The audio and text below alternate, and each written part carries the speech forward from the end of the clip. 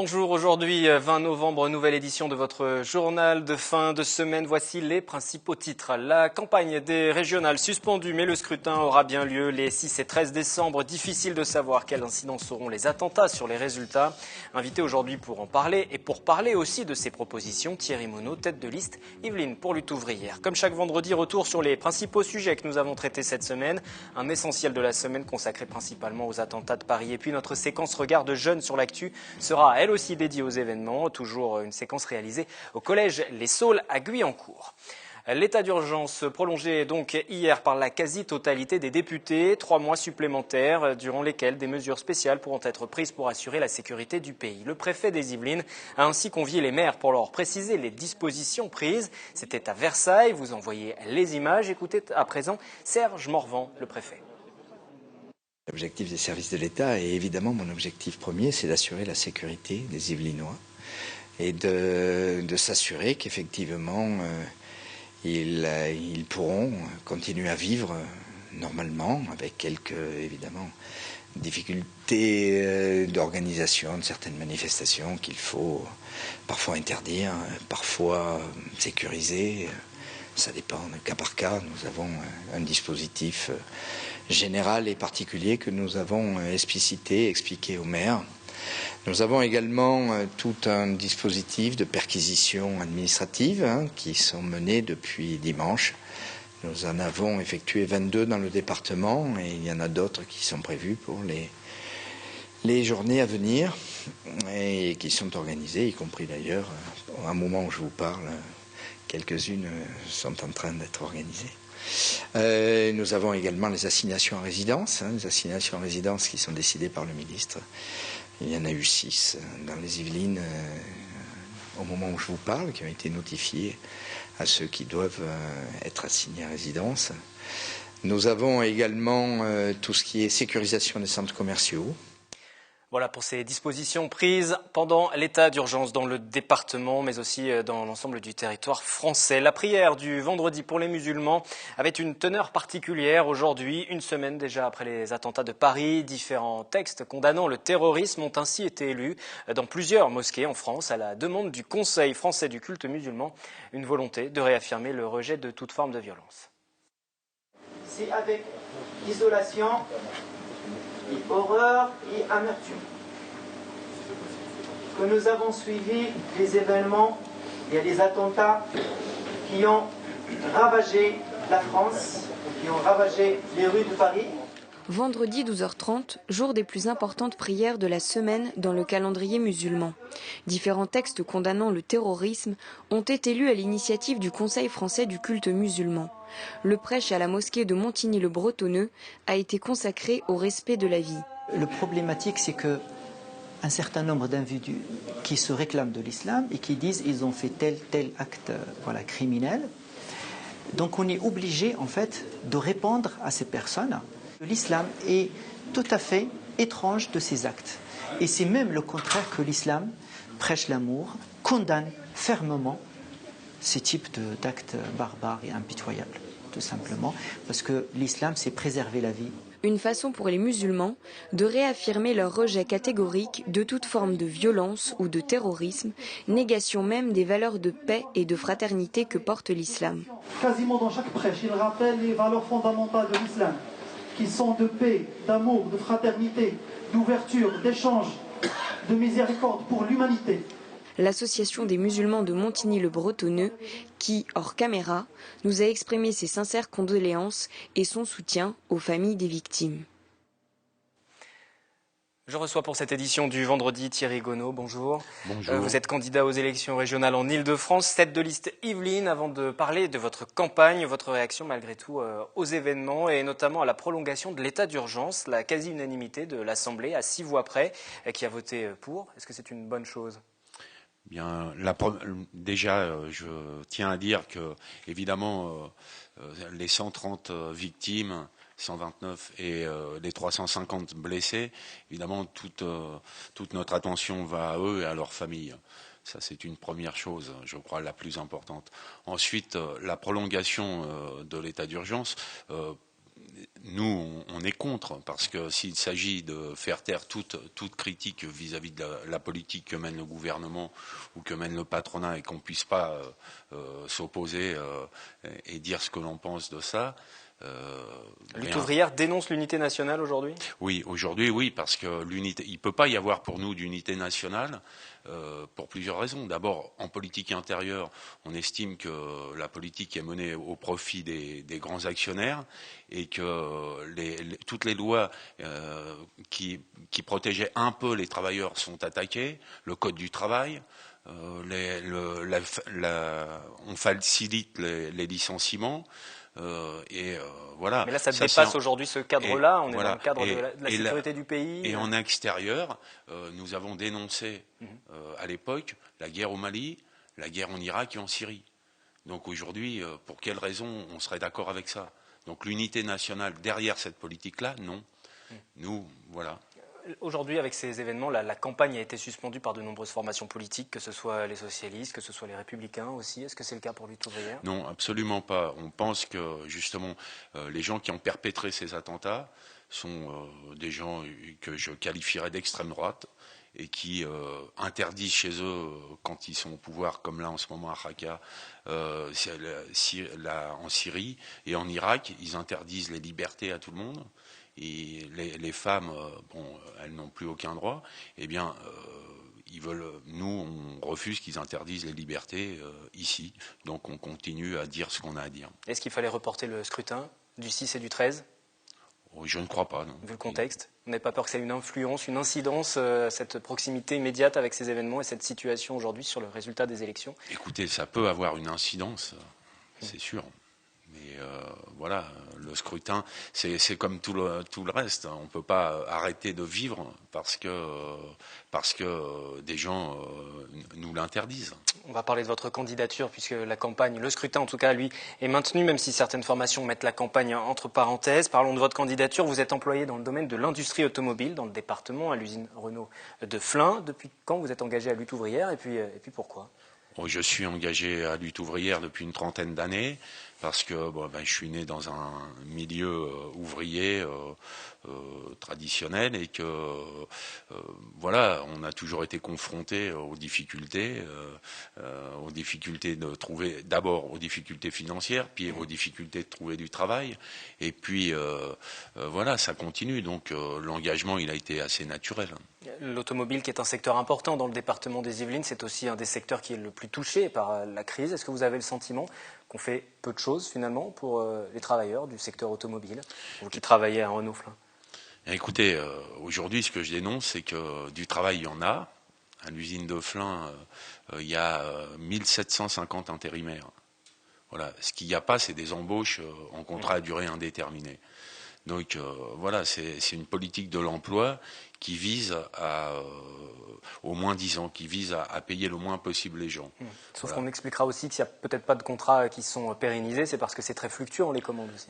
Non, ça fait des années, ça fait au moins 10 ans que le taux d'intérimaires est autour d'un millier. C'est une volonté politique de la direction de ne pas embaucher.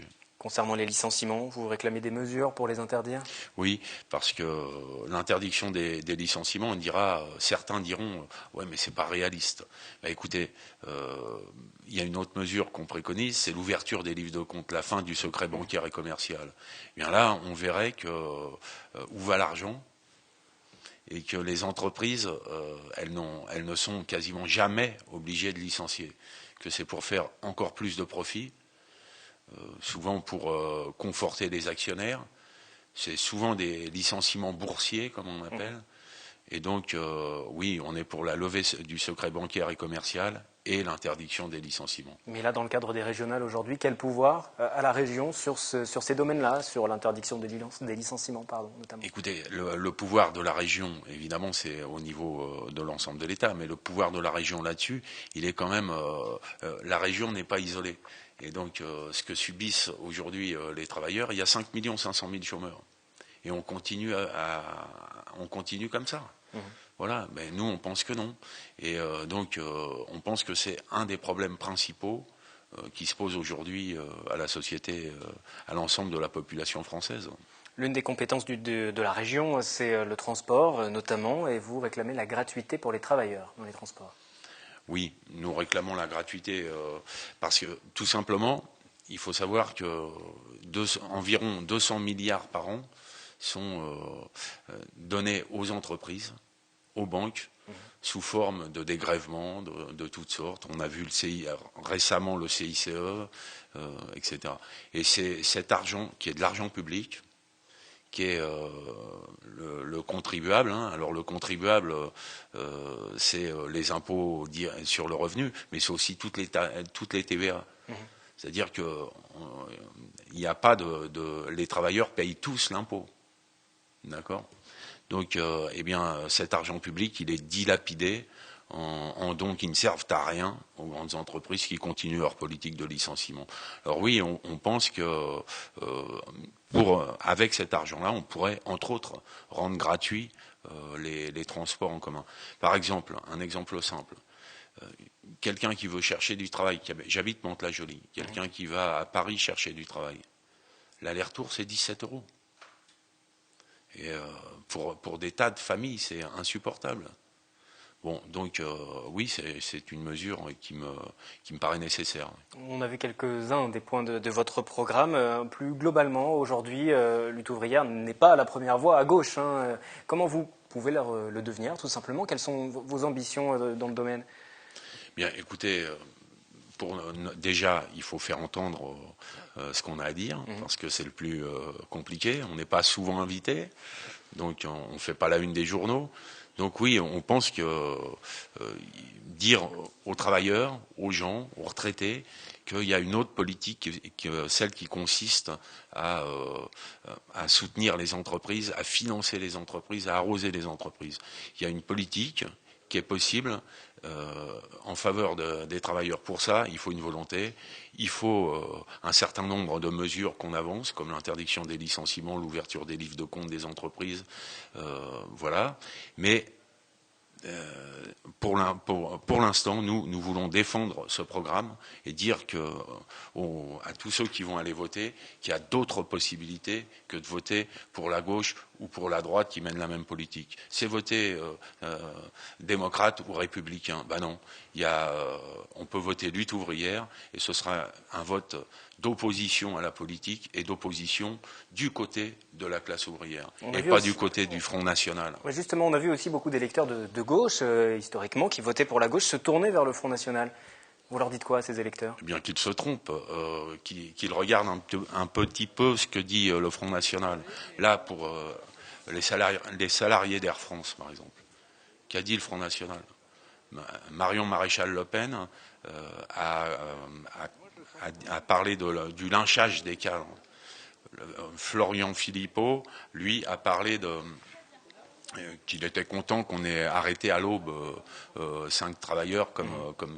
Bien nous, on pense pas ça. On pense que la violence là-dedans, c'était celle des 3000 licenciements. La chemise des cadres, 1 heure après, ils en avaient une. Mais quand plus que la chemise, c'est la scène de violence et la violence qui a été à l'encontre d'une personne, plus que l'image de la chemise, j'imagine. D'accord. Mais en tous les cas, nous, on est du côté des travailleurs et qui se défendent, y compris chez Air France. Et ça, c'est clair. Et le Front National l'était pas du tout. Le Front National, le père, qui est hors jeu maintenant, lui, il était pour la retraite à 70 ans. Voilà, alors faudrait un peu développer ce que veut le Front National et on verrait qu'il n'est pas du côté des travailleurs. Et je dis à tous les travailleurs qui votent Front National qu'ils ont tort et qu'ils regardent bien. Une dernière question, ces élections régionales sont forcément un enjeu important pour le national. Est-ce que ces résultats, vous allez les regarder à la loupe justement pour l'avenir de votre formation politique? Est-ce qu'ils sont particulièrement importants? Pour l'avenir de notre formation politique, non, pas spécialement. Mais nous allons défendre. Quel que soit le résultat. Voilà, quel que soit le résultat, on sera là le lendemain et on sera dans les entreprises, on sera dans les quartiers auprès des travailleurs et des gens de la population pour mener les combats à mener. Voilà. Donc pour nous, Mais bien sûr, les élections ont toujours une incidence. Les résultats des élections ont toujours une incidence, même si elle n'est pas directe pour notre organisation.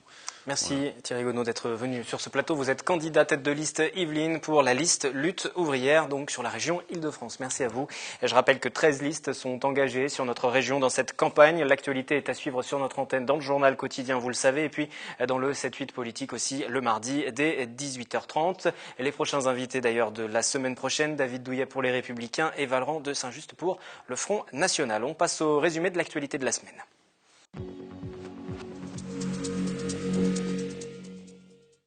Comme chaque vendredi, retour sur l'actualité de la semaine écoulée, une actualité largement dominée par les attentats parisiens.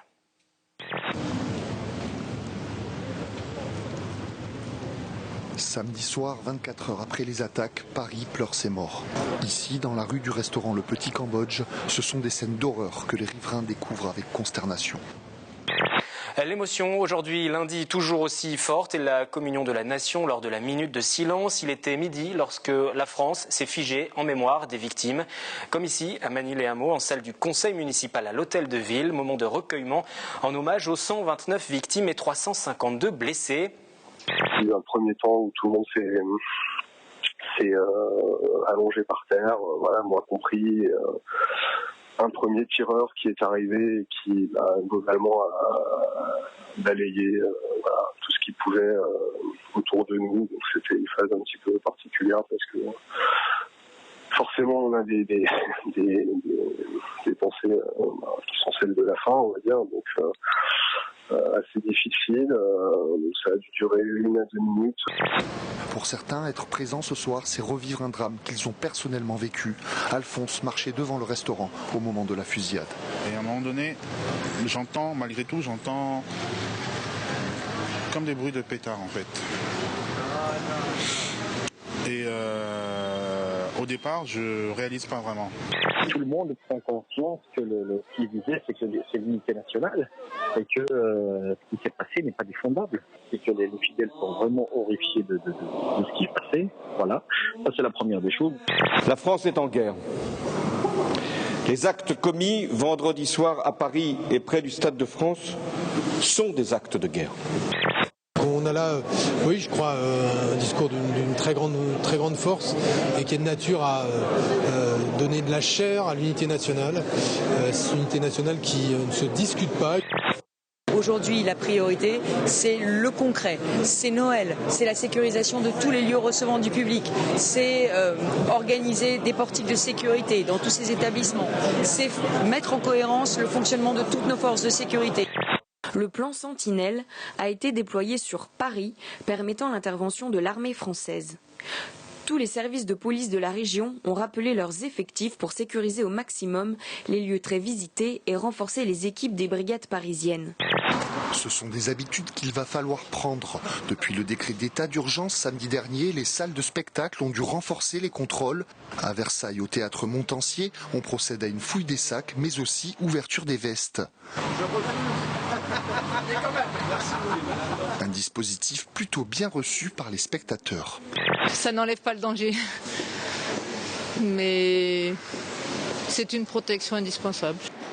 Contrôle visuel, des sacs à main mais aussi des manteaux, les clients se prêtent naturellement à ce dispositif de renforcement de la sécurité. Un protocole mis en place à la demande de la préfecture du département et de la préfecture de police.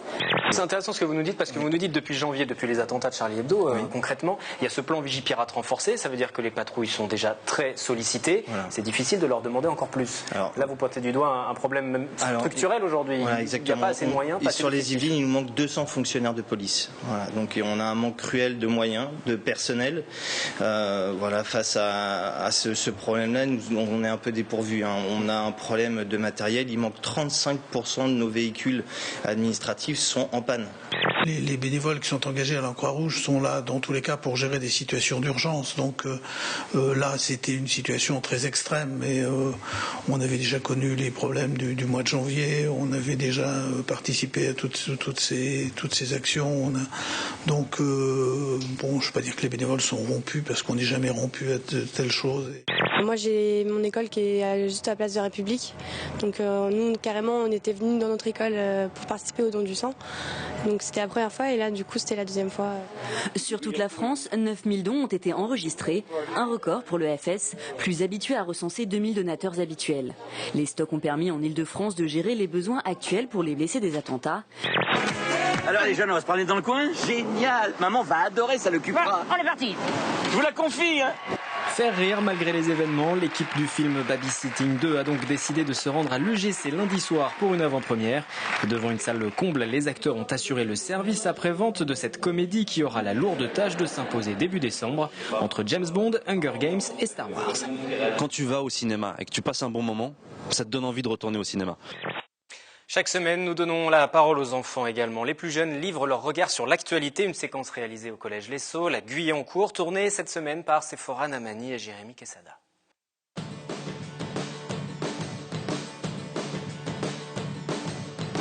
Il y a eu des attentats au Bataclan, au stade et dans un café. Ça a commencé à 21h16, je crois.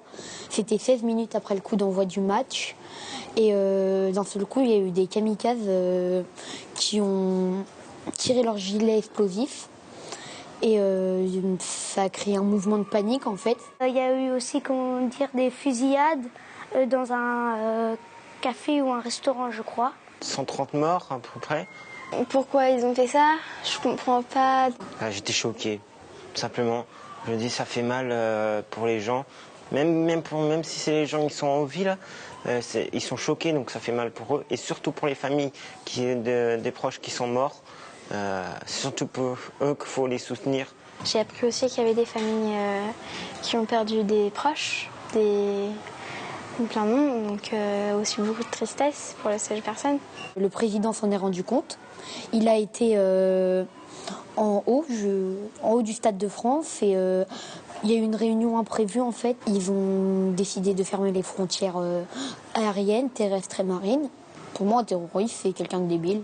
C'est des personnes qui se battent pour leur religion, enfin soi-disant leur religion. Comme la France marche pas comme eux,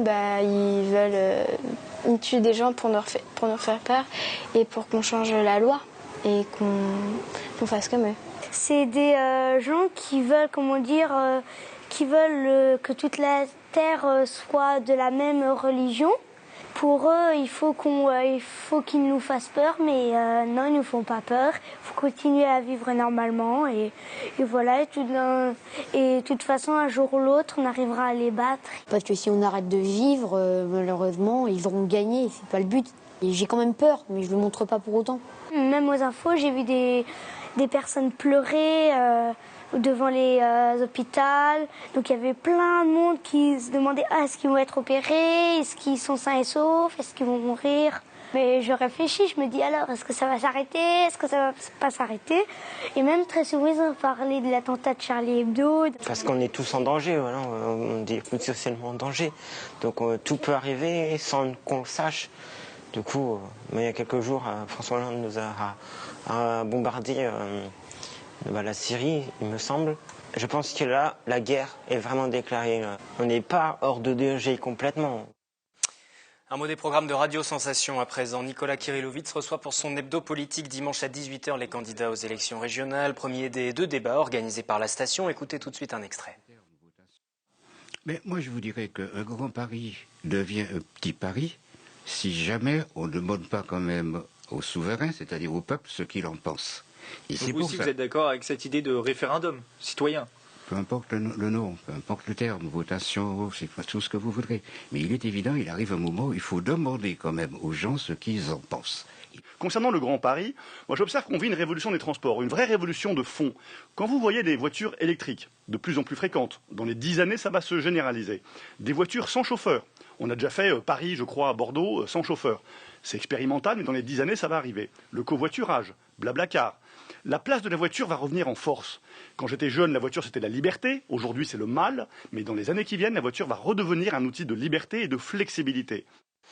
La suite à écouter sur Radio Sensation dimanche ou à retrouver sur le compte YouTube de la station. Quant à nous, le journal revient lundi avec Florane Parfait. Il sera question au cours de la semaine prochaine de la COP 21 et des opérations menées. Le sommet mondial de l'environnement s'ouvre à Paris le 29 novembre. Un sommet remanié pour des raisons de sécurité. Pas de sortie scolaire, pas de marche pour la planète. Néanmoins, certaines actions sont maintenues, comme l'exposition de sensibilisation à l'hôtel de ville de Montigny-le-Bretonneux dès 15h30 ce samedi. La plantation symbolique d'un arbre fruitier juste avant est en revanche annulée. Nous parlerons aussi de cette opération menée à Versailles pendant la dernière semaine du mois de novembre. Toutes les boulangeries, pâtisseries de la ville participent au don pâtissier. La valeur de chaque éclair que vous allez acheter sera reversée au secours populaire et l'argent collecté servira à financer une sortie de Noël au cirque pour les enfants issus de familles défavorisées du département. Rendez-vous lundi 18h en direct donc pour un nouveau journal. Tout de suite sur TV Fil, le 7-8 Week-end avec Mickaël Elmidoro pour vos loisirs.